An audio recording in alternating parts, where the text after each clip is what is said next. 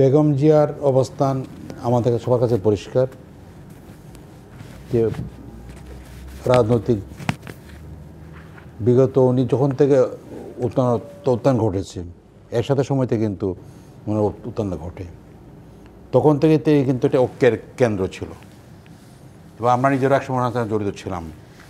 উনি যেভাবে সবাই এগোনো করতে পারতেন পরবর্তী সময় তা অন্যরা করতে পারছে না, বাস্তবতা মেনে নিতে হবে।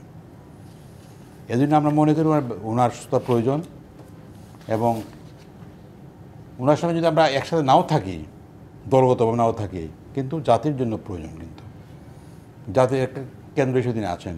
আমি নিজে দেখতে গিয়েছিলাম ওনাকে এবং সেখানে আমরা প্রার্থনা আমরা করছি, দলগতভাবে করি, আমরা ওনার সুস্থতার প্রার্থনা করছি। ওনার অ্যাবসেন্সে কী হবে এটা প্রশ্ন করেছেন। জাতীয় রাজনীতিতে এত গুণগত পরিবর্তন আসবে না, বিএনপির কিছু অবশ্যই তৈরি হয় মনে করি। যদি বিএনপির চেয়ারপারসন অ্যাবসেন্ট থাকেন বা না থাকতে পারেন, যিনি অ্যাক্টিং চেয়ারপারসন যদি না আসেন, তাহলে তো সমস্যা তৈরি হবে। এটা বাস্তবতা।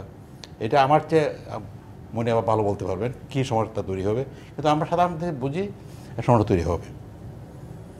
এবং যে সম্ভাবনা তাদের তৈরি হয়েছিল 5ই আগস্টের পরে, এই সম্ভাবনা ফিক হয়ে যায় মনে করি।